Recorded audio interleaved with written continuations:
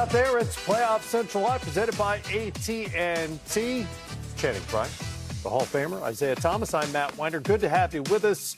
The Denver Nuggets have forced a Game 7 in their conference semifinals with the Oklahoma City Thunder. They were able to summon the physical strength, at least in the case of Jamal Murray, who was questionable to even play in this game. And they summoned Julian Strawther off the bench for 15 points at playoff career high in order to extend this series to a seventh game. Lots to get into here, including press conference coverage. We hear from both coaches, some of the stars from the game as well. But first, let's get your impressions of what we saw tonight from the Nuggets. How did they keep this series going? I thought, the way Jokic played Game 5, he came out here in Game 6, and, before he was struggling.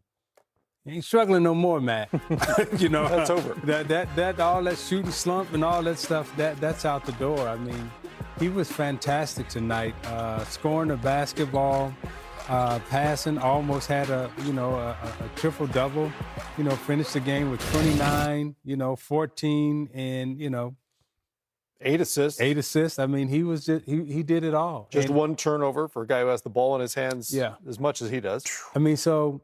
We said after Game 5, he's kind of figured out how to score, when to score, who to score against. And tonight he was just able to pick his spots, and before you know it, he's got a stat line, and you're like, wow, I didn't realize he did all that again. So I think, OKC's got a problem. They got to figure out how to stop this guy because you had him kind of bottled up. Now, he's out. And he ain't getting ready to stop. No. So you got to figure out your whole game plan now, Game 7, is what are you going to do about the Joker? Because he's coming. Well, no one's really figured out that guy. Tonight they couldn't really figure out Jamal Murray. Again, questionable with an illness before this game. He was apparently a game-time decision. Comes up with 25 points. He was a plus 28, best for any player on the floor in this game, as it turned out. Zeke predicted it before the game. These sick games sometimes, turn out well for the team with the sick guy. Man, he came out and he hit him with my stomach hurts. He took that and absolutely put the barbecue chicken on him. Their attitude, and I said this at the beginning, their attitude and confidence at the beginning of this game was second to none. They came out, established pace. They did not get shook by anything that OKC was doing. I thought OKC at the beginning of the game wasn't really focused on what they wanted to attack. They took the shots that Denver was willing to live with. Right. And you want to know one thing that I noticed, and we'll talk about this, whenever section that is. You know why Jokic can play 40 minutes and why he's chilled out now? Because they can be in that zone. Yeah, he's not really guarding nobody no more. He's only having to play offense. Yeah. If you really watch him, he's chilling half the time. On defense, he's getting a break. Now, obviously, is he tired? He's moving around. But in that zone, he's not in the action. Yeah. Neither is Michael Porter Jr. Neither is Jamal Murray. They might be in one little action. But if you got all these guys that couldn't kick that thing in the ocean, you chilling. And you rebound, and then you get to go play offense. And you know what? Today, as we watched, I think if we watched the film, only twice did two big men ever come over and they moved Hartenstein. They either got Chet on Jokic, and that way he scored on him. He's hitting them with this all game. They didn't know. Listen, they didn't know left, right, up, down. Put their weight on what? Put the weight on them. Nobody wanted no piece of that. And I thought this is a bad. Every loss is bad in the playoffs. This is a bad loss for OKC because what are you going to do now? Because you got to fight a lot of what ifs. Is Jalen Williams going to show up? What lineups can I play? Are we going to make shots? How are we going to stop Jokic? Oh, man, now they can go to another guy on the bench where Aaron Gordon had a bad game, but what's he going to – you just gave him 2 more days of rest. Yeah. You gave Jamal Murray 2 more days of rest, Jokic 2 days of rest, and now how do we have confidence? Now we don't have confidence in what our game plan is versus the most unstoppable dude in basketball right now. So well, you just addressed several of those. 10 of 10 several of the questions they have to face. Yeah. There are other questions like, is Aaron Gordon okay? Saw him grab for his hamstring. He was pulled from the game with about 50 seconds left to go. Oof. Can OKC solve that Denver zone as well? They really struggle against that at times.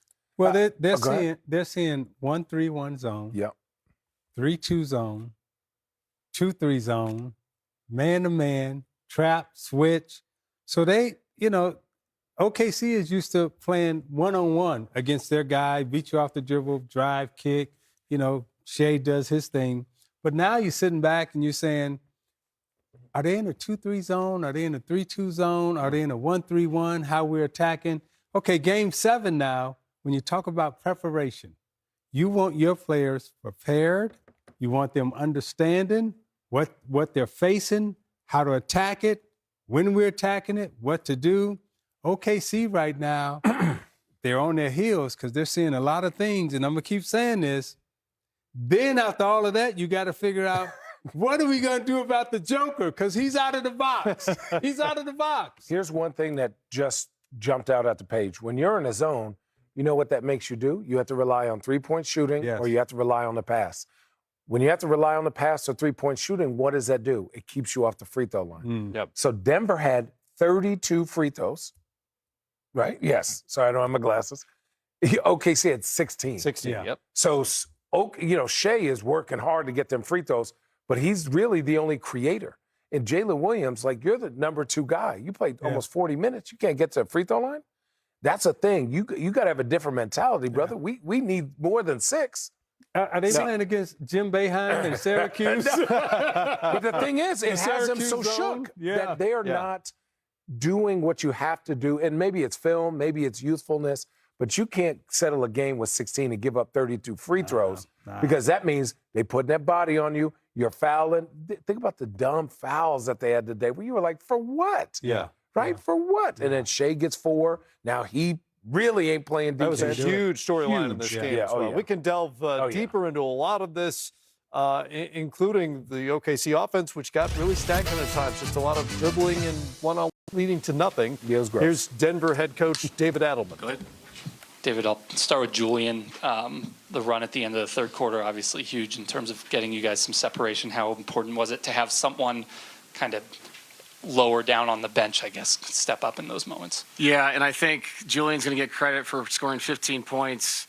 I thought he held water defensively, too. That was a big deal. You want to keep an offensive player out there, but they have to be able to handle their own on the other end, and he did.